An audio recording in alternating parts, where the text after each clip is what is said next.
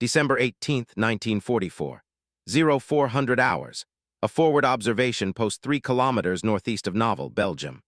SS Oberscharführer Werner Kessler pressed his eye against the rubber cup of his commander's periscope, scanning the frozen landscape through the pre-dawn darkness. Behind him, in the commander's position of Tiger No. 231, his gunner Friedrich Metz waited, hands already positioned on the traverse controls. Their Königsteiger, a 69.8-ton monument to German engineering superiority, sat hull down behind a farmhouse foundation. Its 8.8-centimeter KWK-43L71 gun commanding a clear field of fire across the approaches to Bastogne. Kessler had been a tank commander since Kursk. He understood the mathematics of armored warfare with the clarity that comes from survival. At 2,000 meters, his gun could penetrate any Allied tank ever built. The frontal armor of the Tiger II, 150 millimeters of welded steel sloped at 50 degrees, could deflect virtually every shell in the American arsenal. His crew had destroyed 17 Allied tanks in the past 6 months. They were professionals, veterans who had learned their craft in the furnace of the Eastern Front. They knew how armor fought. Position, patience, the methodical destruction of enemy vehicles at ranges where return fire was impossible. What Kessler didn't know, what he couldn't know as he peered into the darkness, was that in exactly 11 minutes, every principle of armored warfare he had absorbed over 3 years of combat would become completely irrelevant. Somewhere in the tree line 400 meters to his left, an American vehicle weighing less than 1/3 of his Tiger was already in position. And unlike every other Allied tank Kessler had ever faced, this one wouldn't try to fight him on his terms. The arrival of the M18 Hellcat in Europe represented more than just another American armored vehicle. It embodied a fundamentally different philosophy of warfare, one that would have seemed incomprehensible to the men who had designed the Wehrmacht's armored doctrine. To understand why the Hellcat caused such psychological devastation among German tank crews, we must first understand what those crews believed about the nature of armored combat. German tank doctrine in 1944 was the refined product of 5 years of continuous warfare. From the plains of Poland to the steppes of Russia, Wehrmacht panzer crews had developed a methodology that seemed validated by victory after victory. The principles were clear and had been drilled into every tank commander at the panzer schools in Wunstorf and Bergen. Armor thickness determined survivability. Gun penetration determined lethality. Weight and protection were synonymous with battlefield dominance. The evolution from the 30-ton Panzer IV to the 45-ton Panther, and finally to the near 70-ton Tiger II, seemed to prove this logic conclusively. By late 1944, German crews operated under what military historians would later term the doctrine of qualitative superiority. The mathematics appeared unassailable. A single Tiger could theoretically defeat 5 or 6 American Shermans in direct combat. The Panther's combination of mobility, armor, and firepower represented what German engineers considered the perfect balance.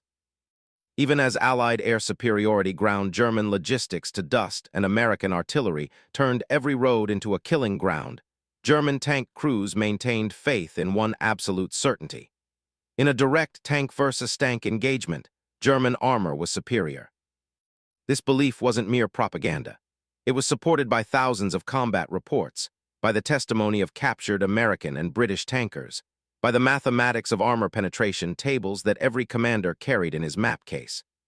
A Panther's 7.5-centimeter KWK-42L70 gun could penetrate 138 millimeters of armor at 1,000 meters. The Sherman's standard 75-millimeter gun could barely scratch a Panther's frontal armor at the same range. The Tiger II's 8.8-centimeter gun could kill any Allied tank at ranges exceeding 2,000 meters, often before the Allied crew even knew they were under fire. German crews knew the Americans had material advantages. They could see the endless columns of trucks, the artillery shells that fell like rain, the aircraft that owned the daylight sky. But in the one domain that mattered most to a tanker, the direct exchange of fire between armored vehicles, German superiority seemed mathematically certain. This certainty was about to be shattered not by superior American firepower or protection, but by something German doctrine had never seriously considered: speed as a weapon system unto itself. The genesis of the M18 began in the desperate winter of 1941 to 1942, when American military planners confronted a terrifying problem. Intelligence reports from North Africa and the Eastern Front painted a consistent picture. German armor, particularly when employed in concentrated formations, could achieve tactical breakthroughs that shattered defensive lines. The Blitzkrieg wasn't just propaganda. It was a documented military reality. American armor in late 1941 consisted primarily of M3 Lee medium tanks, vehicles that were already obsolete before they left the factory. Against German panzer divisions, American tankers would be massacred. The solution proposed by Lieutenant General Leslie James McNair, commanding general of Army Ground Forces, was radical in its departure from conventional thinking. Rather than trying to match German tanks ton for ton and gun for gun, McNair advocated for a separate force of highly mobile, lightly armored tank destroyers. These vehicles wouldn't hold ground or support infantry. They would hunt. Find the enemy's armored spearheads, strike from unexpected angles, inflict maximum damage, and disappear before German crews could coordinate a response. The tank destroyer doctrine, formalized in Field Manual FM-18-5 issued in June 1942, emphasized three words: seek, strike, destroy. What emerged from this philosophy was the M18, designated the T-70 during development. The specifications given to Buick Motor Division's engineering team in Flint, Michigan, in January 1942 seemed to contradict basic principles of armored vehicle design. Mount a gun capable of defeating German armor at combat ranges. Maintain a profile low enough to utilize terrain for concealment. Achieve a top speed exceeding 50 miles per hour. And accomplish all of this while keeping combat weight under 20 tons. The engineering solution was ruthless in its pragmatism. Armor protection was sacrificed almost entirely. The M18's hull front measured 12.7 millimeters, barely half an inch. The turret front, the thickest armor on the vehicle, measured 25.4 millimeters, 1 inch. For comparison, the Sherman's frontal armor was 50.8 millimeters. The Panther's frontal armor was 80 millimeters. A German 8.8 centimeter shell wouldn't just penetrate an M18. It would pass completely through both sides of the vehicle, the entry and exit holes nearly identical in diameter. The gun selected was the 76mm M101, later upgraded to the M102. This wasn't the short-barreled, low-velocity weapon mounted on some early Shermans. This was a high-velocity anti-tank gun with a muzzle velocity of 2,600 feet per second. With standard M62 armor-piercing ballistic cap ammunition, it could penetrate 92 millimeters of armor at 1,000 yards. With the much rarer HVAP, high-velocity armor-piercing tungsten core rounds, penetration reached 157 millimeters at 500 yards, enough to defeat even a Panther's frontal armor at close range. But the true genius of the M18 lay in its power plant and transmission. The Wright R975C4 radial engine, originally designed for aircraft, generated 400 horsepower in its supercharged configuration. Combined with the vehicle's 17 to 20-ton weight, depending on ammunition load and fuel, this created a power-to-weight ratio of 20 to 22.5 horsepower per ton. For comparison, the Sherman managed 13 horsepower per ton. The Panther 15, the Tiger II barely 10. This power was channeled through a Torque-matic automatic transmission with a torque converter, a revolutionary system for armored vehicles in 1943. Unlike German tanks, which required manual gear shifting and clutch operation during combat, the Hellcat's driver could maintain maximum acceleration while maneuvering. The torsion bar suspension system absorbed shocks that would have torn apart conventional leaf spring suspensions. The ground pressure of just 10.5 pounds per square inch meant the Hellcat could traverse mud, snow, and soft ground that would immobilize vehicles 3 times its weight. The first production M18s rolled off Buick's Flint assembly line in July 1943. By the end of October, sufficient vehicles had been produced to equip the 603rd Tank Destroyer Battalion entirely with Hellcats, making them the first unit to transition from the slower M10 Wolverine. Initial reports from training at Camp Hood, Texas, established specifically as the Tank Destroyer Tactical and Firing Center on January 15, 1942, revealed both the vehicle's potential and its profound departure from conventional armor doctrine. Crews trained on the Hellcat learned immediately that survival depended on violating every instinct developed in tank warfare since 1918. Never remain stationary for more than 30 seconds after firing. Never attempt to trade shots with enemy armor. Never rely on armor protection to save you from a positioning mistake. The motto, "Speed is armor," became more than doctrine. It became a survival imperative. Crews who treated the M18 like a conventional tank, who tried to hold ground or absorb enemy fire, died quickly. Crews who embraced the vehicle's philosophy, who learned to think like cavalry rather than heavy infantry, achieved results that would have seemed impossible according to traditional armored warfare mathematics. The 636th Tank Destroyer Battalion became the first Hellcat unit to see combat in Europe, landing at Saint Raphael during Operation Dragoon in southern France on August 15, 1944. But it was the 704th Tank Destroyer Battalion, landing at Utah Beach on July 13, 1944, that would provide the first comprehensive demonstration of what American doctrine could achieve in practice. Near Perriers on July 29th, elements of the 704th encountered German armor from the 2nd SS Panzer Division des Reich. The engagement lasted 17 minutes. By the time the last M18 withdrew from its firing position, 11 German tanks were burning. The Americans suffered no losses. German after-action reports from surviving crews described enemy tank destroyers moving at impossible speeds and vehicles that disappeared between our first and second shots. This wasn't anomalous. This was systematic. The tactical employment developed at Camp Hood and refined in combat created a methodology that German crews, trained in the careful, methodical traditions of Wehrmacht armor doctrine, struggled to comprehend.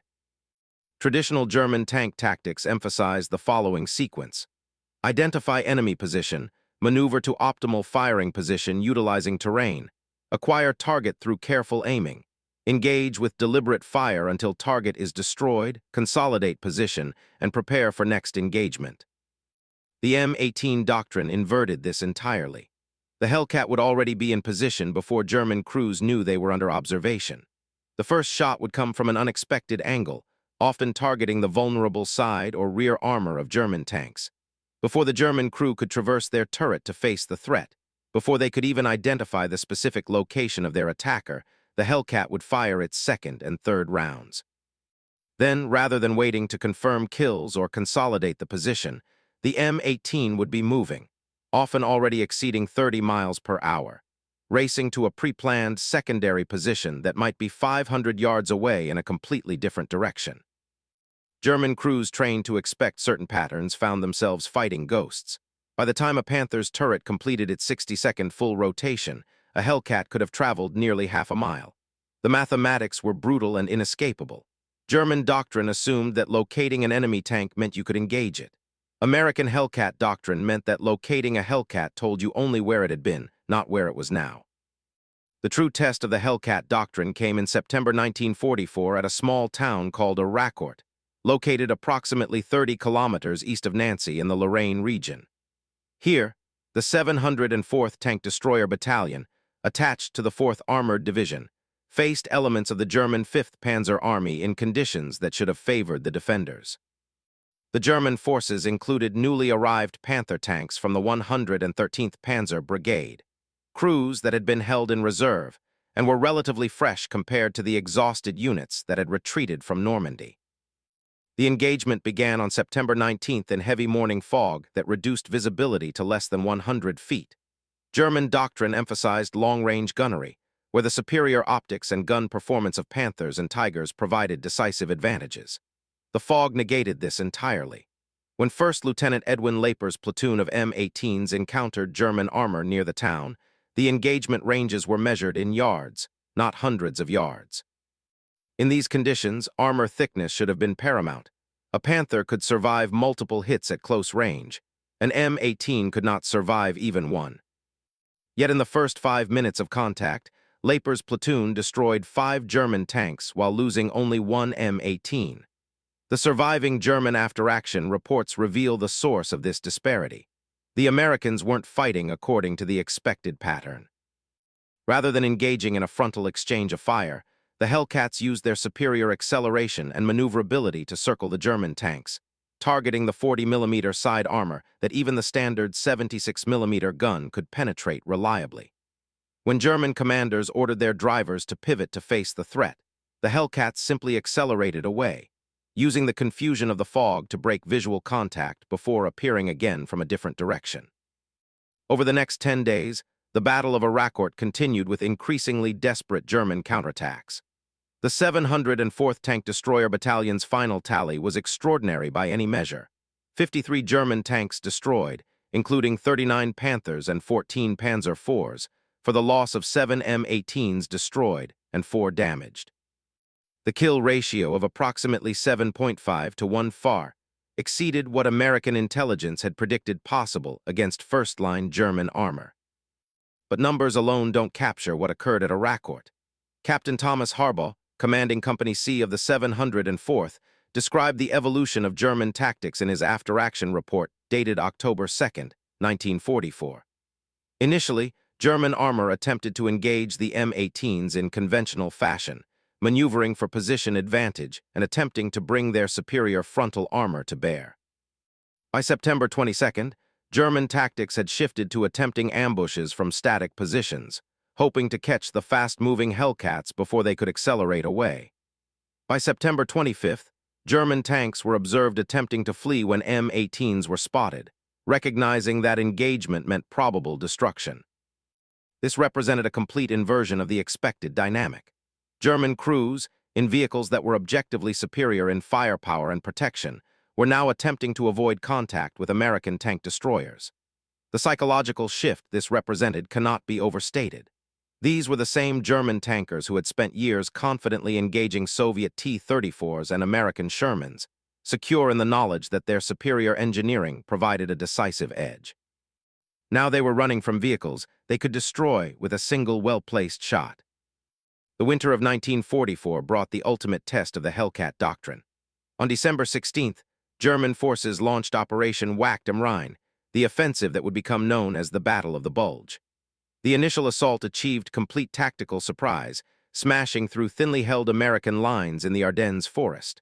Among the units caught in the German onslaught was the 101st Airborne Division, surrounded at Bastogne by December 20th.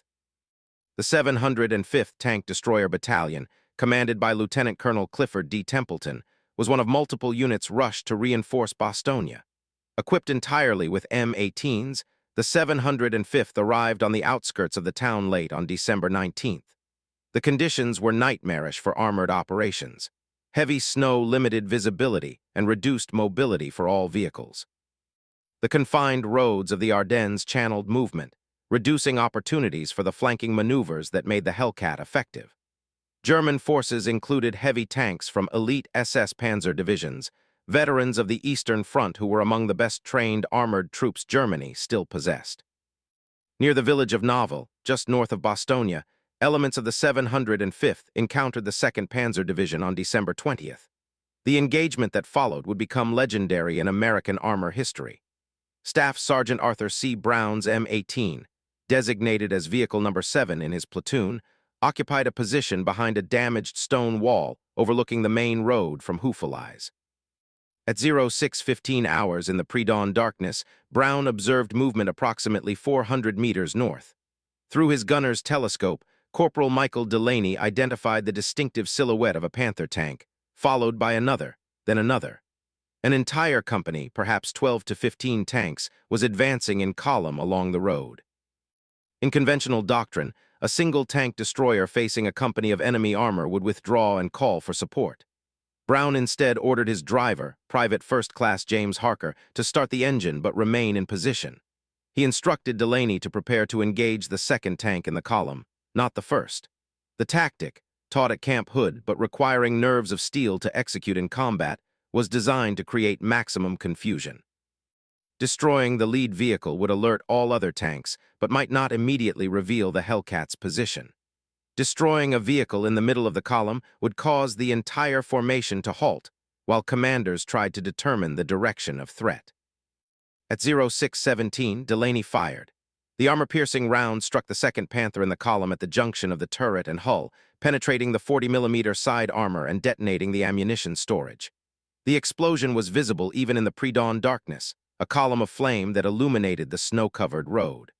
Brown counted to 3, allowing Delaney time to reload, then ordered engagement of the 3rd tank in the column. Another hit, this time striking the engine compartment and setting the Panther ablaze. Now the German column reacted. Tank commanders buttoned up, closing their hatches for protection. The lead Panther accelerated forward, attempting to clear the kill zone.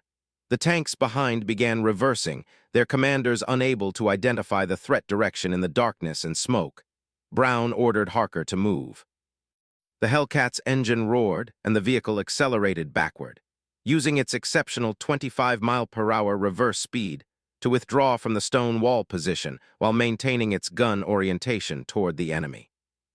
40 seconds after Brown's Hellcat began moving, German high-explosive shells impacted the stone wall position, the result of a company commander ordering suppressive fire at the suspected enemy location. But the Hellcat was already 150 yards away, repositioning to a hull-down position behind a farm building. From this new angle, Delaney had clear shots at the rear armor of the Panthers that were reversing down the road. 2 more tanks burned in the next 90 seconds. The entire engagement, from first shot to final withdrawal, lasted less than 8 minutes. Brown's single Hellcat had destroyed or disabled 5 Panther tanks without taking a single hit. But more significantly, the German column's advance had been completely halted. The surviving tanks withdrew north, their commanders reporting an ambush by what they estimated to be an entire American tank destroyer platoon, possibly supported by anti-tank guns. The idea that a single vehicle had caused such devastation seemed impossible. This pattern repeated throughout the Bastogne perimeter during the desperate Christmas week of 1944. The 705th Tank Destroyer Battalion's official records document the destruction of approximately 40 German tanks during the siege, from December 20th through December 27th, at a cost of 6 M18s lost in combat. Several individual vehicles achieved remarkable tallies. One Hellcat commanded by Sergeant Robert Brock was credited with 7 confirmed German tank kills over 4 days. Another, under Lieutenant David Haggins of the 609th Tank Destroyer Battalion, also operating near Bastogne, destroyed 5 German tanks in a single engagement on December 19th.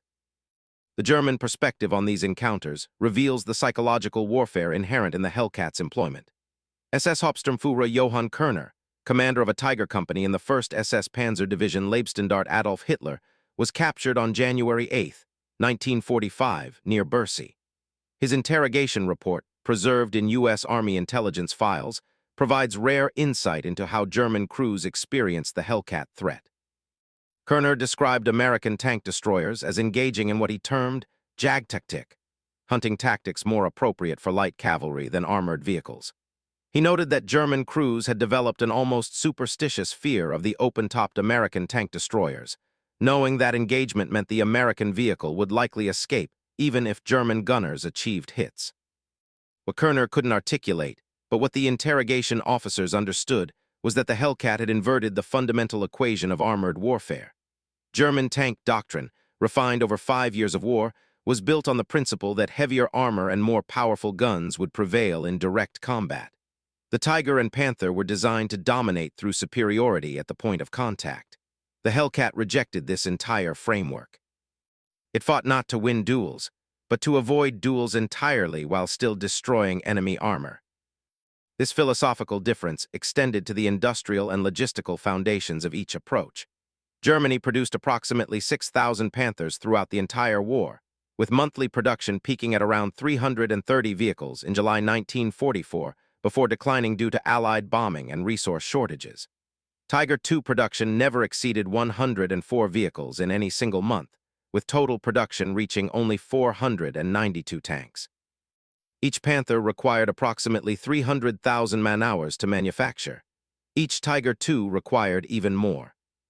By contrast, Buick's Flint plant produced 2,507 M18s between July 1943 and October 1944, achieving peak monthly production of 267 vehicles in November 1943.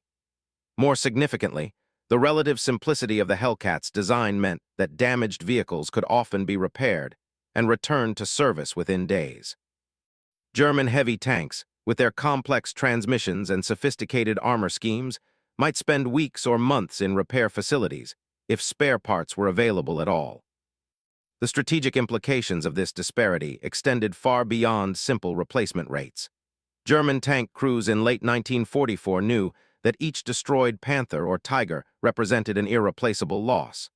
The intricate supply chains that delivered spare parts, ammunition, and fuel were collapsing under Allied air interdiction. A Tiger that threw a track or suffered transmission failure might never move again, not because the damage was irreparable, but because the necessary parts simply didn't exist. This knowledge created a psychological burden that no amount of training could overcome. Every engagement carried not just the risk of death, but the certainty that losses could not be made good. American Hellcat crews operated under entirely different calculus. They knew that the industrial capacity that had produced their vehicle was still running at full capacity. Damaged M18s could be replaced within weeks. More importantly, the doctrine that governed their employment explicitly acknowledged that accepting casualties was preferable to allowing German armor to operate freely. The Hellcat wasn't designed to be invulnerable. It was designed to be expendable in pursuit of mission accomplishment. This sounds callous, and in some sense it was, but it reflected a fundamental truth about industrial warfare. America could afford to lose Hellcats. Germany could not afford to lose Panthers. The human dimension of this equation deserves examination. Operating an M18 required crews to make peace with vulnerability in ways that contradicted every survival instinct. Staff Sergeant William Fletcher of the 827th Tank Destroyer Battalion described the psychological adjustment in a post-war interview conducted by Army historians in 1946. Fletcher noted that new crews typically went through 3 phases. Initially, they were terrified by the thin armor and open turret, hyper-aware of how easily they could be killed. After several engagements, they developed what Fletcher termed speed confidence, trusting in the vehicle's mobility to keep them alive. Finally, veteran crews reached a state Fletcher called hunter mentality, where they stopped thinking defensively and began actively seeking opportunities to ambush German armor. This evolution wasn't universal. Some crews never adapted to the Hellcat's requirements. Units that suffered disproportionate casualties typically included crews who attempted to use the M18 like a conventional tank, holding static positions or engaging in prolonged firefights. The 914th Tank Destroyer Battalion, equipped with M18s from September 1944, lost 11 vehicles during the Battle of the Bulge, significantly higher than the losses experienced by battalions that fully embraced mobile tactics. Post-action analysis revealed that several of these losses occurred when crews remained in firing positions for extended periods, attempting to provide sustained fire support rather than executing the shoot-and-scoot doctrine. The toll on crews who fully embraced the doctrine was psychological as much as physical. Living with constant vulnerability, knowing that a single mistake meant probable death, created stress that manifested in various ways. Medical records from Camp Hood's training command show elevated rates of what would now be recognized as anxiety disorders among Hellcat crews compared to conventional tank crews. Combat reports from Europe note instances of crew exhaustion that went beyond normal combat fatigue. The constant alertness required, the rapid decision-making under fire, the knowledge that survival depended entirely on being better than the enemy every single time. These factors created a psychological burden that some men simply couldn't sustain. Yet those who did adapt often developed an almost mystical confidence in their vehicles. Technical Sergeant Edward Baumgarten, a Hellcat commander who survived from Normandy through the end of the war, described his M18 as the closest thing to flying I ever experienced on the ground. Baumgarten's crew was credited with 12 confirmed German tank kills, and he attributed their survival to what he termed staying inside the enemy's decision loop. By the time a German crew identified his position and prepared to fire, Baumgarten would already be moving to his next position. The German response would always be aimed at where he had been, never where he was. This concept, what modern military theorists would later formalize as the OODA loop, observe, orient, decide, act, was intuitively understood by successful Hellcat crews. Their vehicle's speed allowed them to complete the cycle faster than German armor could respond. This wasn't just about physical velocity. It was about maintaining such a rapid tempo of operations that the enemy was perpetually reacting rather than acting. German tank commanders, trained in the methodical traditions of Wehrmacht doctrine, found themselves unable to establish the deliberate, controlled engagement they needed to bring their superior firepower to bear. The Battle of the Bulge also revealed the Hellcat's limitations, and these deserve honest examination. When forced to hold static positions without opportunity for maneuver, M18s suffered catastrophic losses. Near Manhay on December 24, 1944, a platoon of Hellcats from the 643rd Tank Destroyer Battalion was overrun by German infantry supported by assault guns. Unable to withdraw due to American infantry positions directly behind them, the Hellcat crews found their vehicles' thin armor and open turrets fatal liabilities. All 4 M18s were destroyed, with complete crew casualties. The after-action report noted that the vehicles were destroyed by a combination of Panzerfaust anti-tank rockets and hand grenades dropped directly into the open turrets. Similarly, when Hellcats encountered German armor in confined terrain that negated their mobility advantage, results could be disastrous. In the Huichin Forest during November 1944, the 803rd Tank Destroyer Battalion lost 7 M18s over 5 days, primarily to ambushes in the dense woods where the American speed advantage was meaningless. The narrow forest trails offered no room to maneuver, and the Hellcats' minimal armor provided no protection when German tanks could engage at ranges under 100 yards. These losses generated ongoing debate within the U.S. Army about the validity of the tank destroyer concept. Major General John Shirley Wood, commanding the 4th Armored Division, was an outspoken advocate for the M18, arguing that properly employed Hellcats had proven their worth at Arracourt and elsewhere.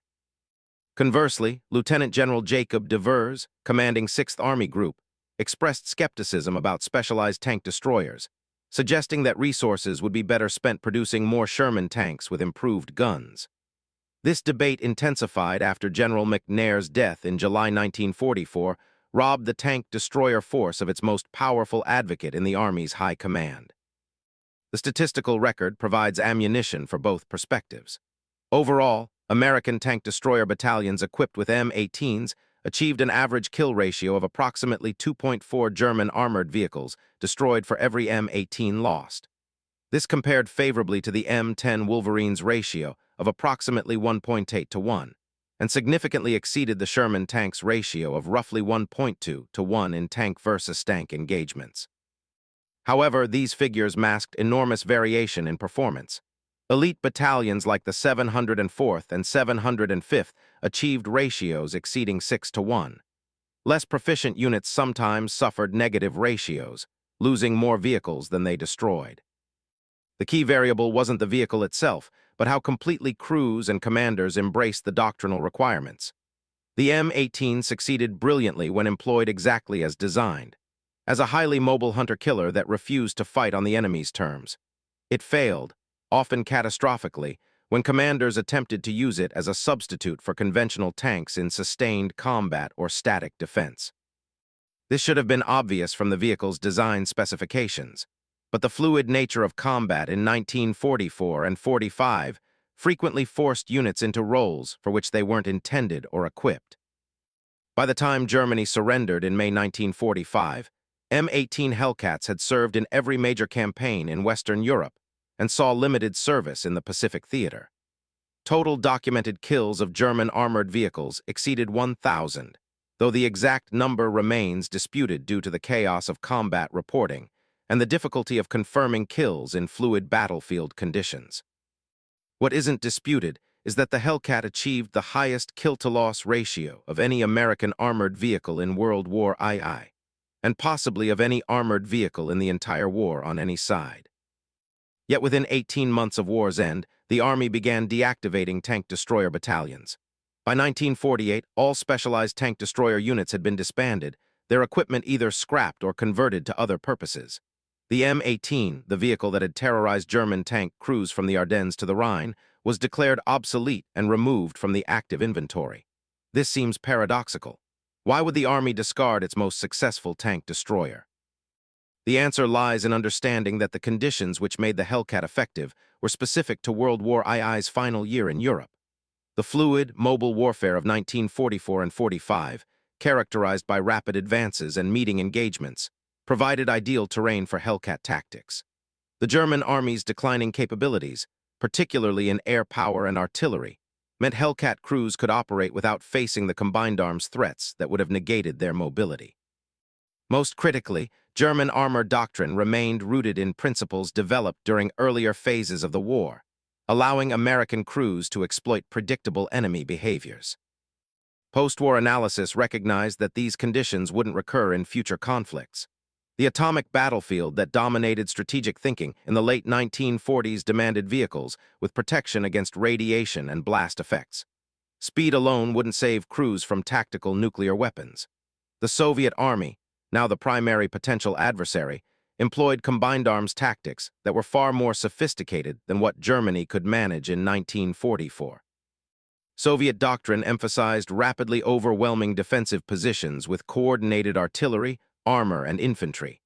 Against such tactics, the Hellcat's thin armor would be suicidal, and its mobility wouldn't provide adequate protection. Furthermore, the specialized tank-destroyer concept had always been controversial. It required maintaining separate training establishments, supply chains, and doctrinal development. In an era of defense budget constraints, consolidating these resources into improved main battle tanks made economic and logistical sense. The M-26 Pershing heavy tank, entering service in late 1945, demonstrated that American industry could produce vehicles combining mobility, protection, and firepower in a single platform. The need for specialized, lightly armored tank destroyers seemed to evaporate. Yet the Hellcat's legacy extended far beyond its service life. The doctrine it embodied, using superior mobility to control engagement conditions, would resurface in multiple forms throughout the Cold War. The helicopter gunships that terrorized North Vietnamese armor used tactics nearly identical to Hellcat doctrine: rapid positioning, brief engagement windows, immediate withdrawal.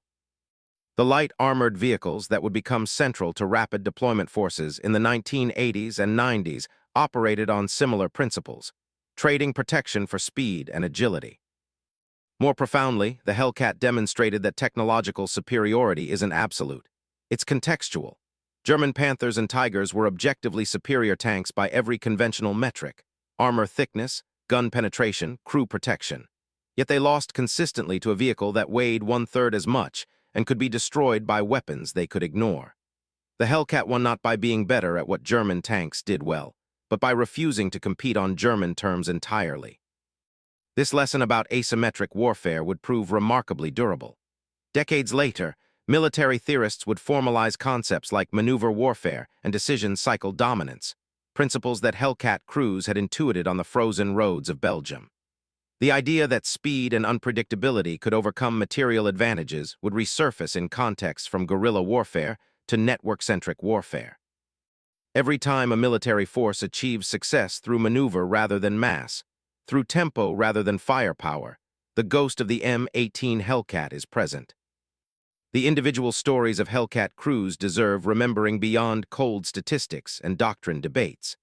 Staff Sergeant Arthur Brown, whose Hellcat destroyed 5 Panthers near Nauvoo, survived the war and returned to his family farm in Iowa.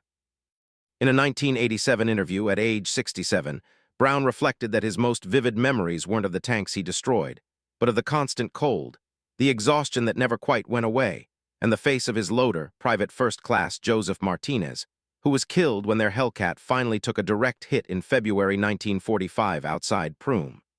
Brown emphasized that he never felt brave in his Hellcat, only terrified and determined to keep moving. Lieutenant Edwin Laper, whose platoon achieved the initial success at Arracourt, received a Distinguished Service Cross for his actions. He remained in the Army after the war, eventually retiring as a colonel in 1963. His collection of papers, donated to the Army Heritage and Education Center, includes detailed tactical notes from his Hellcat service. These notes reveal a man who thought deeply about the relationship between vehicle capabilities and tactical employment, who understood that the M18's greatest weapon wasn't its gun, but its ability to be where the enemy didn't expect. Technical Sergeant Edward Baumgarten, who described his Hellcat as the closest thing to flying, was less fortunate. His vehicle struck a mine near Koblenz on March 19, 1945. Baumgarten survived with severe leg injuries but lost 2 crew members. He spent 14 months in recovery hospitals and was medically discharged in May 1946. His post-war letters reveal a man haunted not by what happened to him, but by the fact that he survived while men under his command did not. These individual stories remind us that doctrines and statistics describe human experiences. Each percentage point in a kill ratio represents men who lived or died based on decisions made in seconds. The Hellcat's success came at the cost of crews who accepted extraordinary risk, who made peace with vulnerability, and who trusted that speed and skill would keep them alive just one more time. For many, that trust proved justified. For too many others, it didn't. The M18 Hellcat represents a unique moment in military history when industrial capacity, doctrinal innovation, and tactical necessity converged to create something genuinely revolutionary. It succeeded not because it was the best tank destroyer that could be built, but because it was exactly the tank destroyer that America needed to build in 1943, and exactly the weapon that could exploit German armor doctrine's weaknesses in 1944 and 45. Werner Kessler, the SS Oberscharführer whose pre-dawn watch opened this story, survived the battle near Nauville. His Tiger II, Vehicle 231, was abandoned on December 21st when mechanical failure immobilized it during the battalion's withdrawal. American forces captured the vehicle intact 2 days later. Kessler's personal notebook, recovered from the Tiger's interior, contains entries through December 20th. The final entry, written in pencil, reads, "They do not fight as tanks should fight. We cannot predict where they will be. Friedrich says we are hunting ghosts that shoot back." That entry, more than any after-action report or statistical analysis, captures what the M18 Hellcat represented. It was a ghost that shot back, a weapon that violated expectations so completely that even experiencing it didn't make it comprehensible within existing frameworks. German tank crews had spent years learning the grammar of armored warfare, and the Americans arrived speaking a different language entirely. The Hellcat's legacy isn't found in museums or monuments, but in the persistent question it poses to military organizations.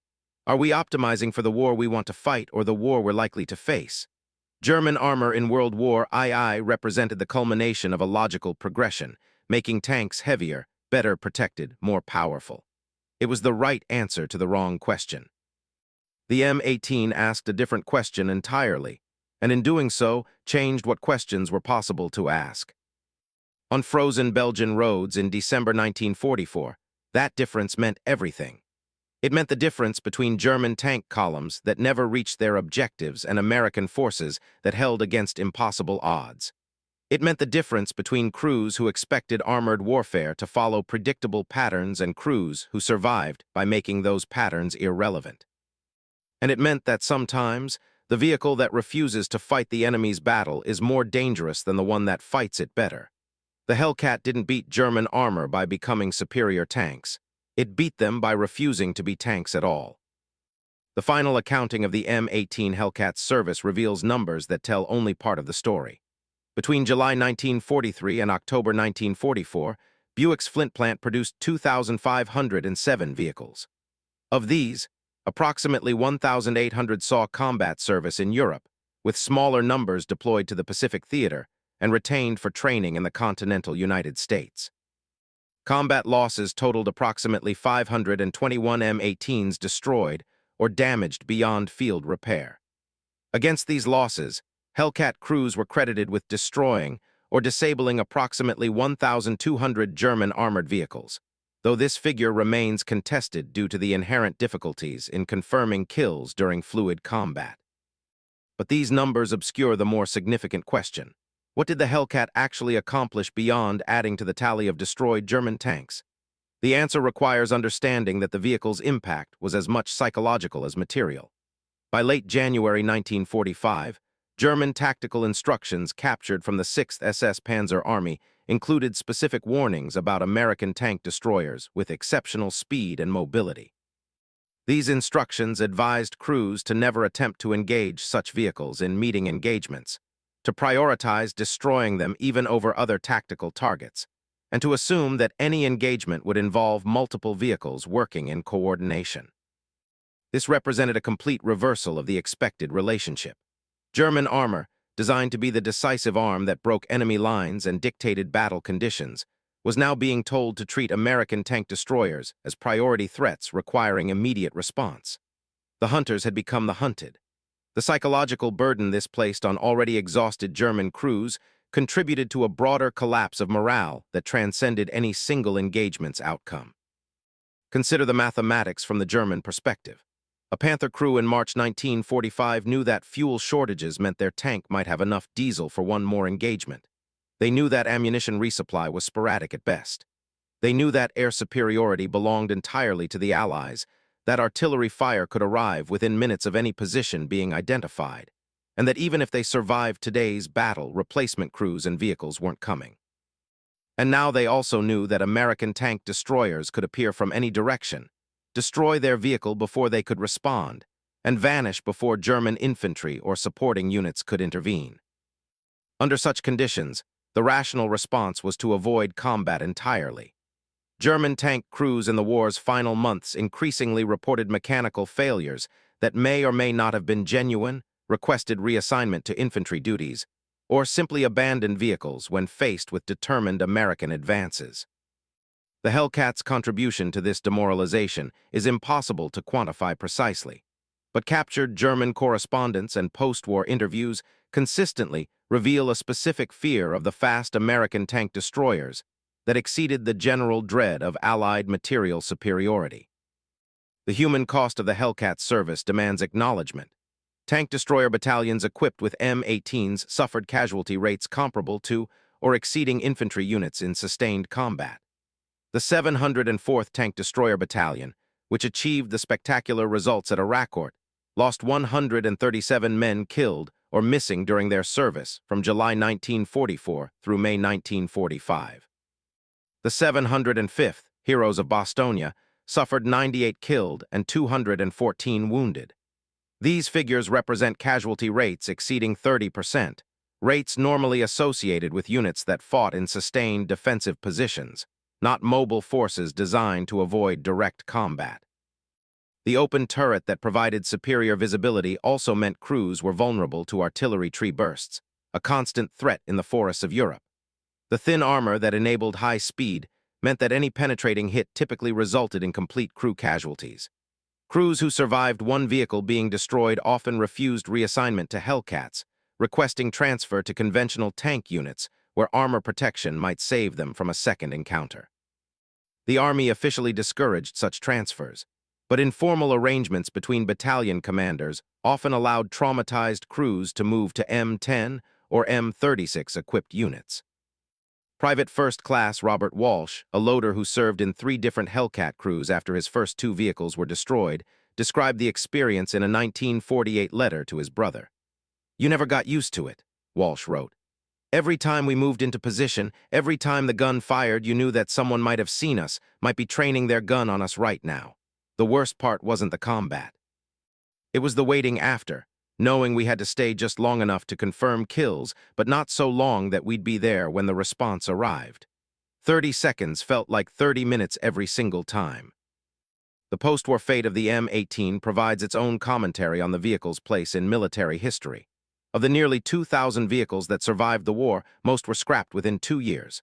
A few were retained for training purposes, but by 1950, the M18 had effectively vanished from American service. Some vehicles were provided to Allied nations through military assistance programs. The Yugoslav Army operated Hellcats into the 1950s. The Republic of China received approximately 50 M18s and used them during the Chinese Civil War, where their speed proved valuable for rapid repositioning in the fluid campaigns of 1948 and 49. But the conceptual legacy proved more durable than the physical vehicles. The Israeli Defense Forces, facing numerically superior Arab armor in 1948 and 1956, adopted tactics remarkably similar to Hellcat doctrine. Fast, aggressive maneuvers designed to strike enemy flanks and withdraw before concentrated response became central to Israeli armored tactics. The asymmetry was different. Israeli armor wasn't necessarily lighter or less protected, but the principle remained identical. Refuse to fight on the enemy's terms, use speed and initiative to dictate engagement conditions, accept risk to maintain tempo. The Hellcat story ultimately poses uncomfortable questions about the relationship between doctrine, technology, and human cost. The vehicle succeeded because American commanders were willing to accept the casualties that came from putting crews in vulnerable vehicles and demanding they take extraordinary risks. This wasn't callousness, but calculation. The alternative, attempting to match German heavy tanks directly, would have required years of development and industrial retooling that America didn't have in 1942 and 43.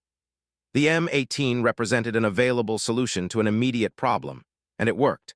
But it worked at the cost of men like Joseph Martinez, killed when his Hellcat finally took the hit that thin armor couldn't stop. Would those men have survived in heavier vehicles? Perhaps.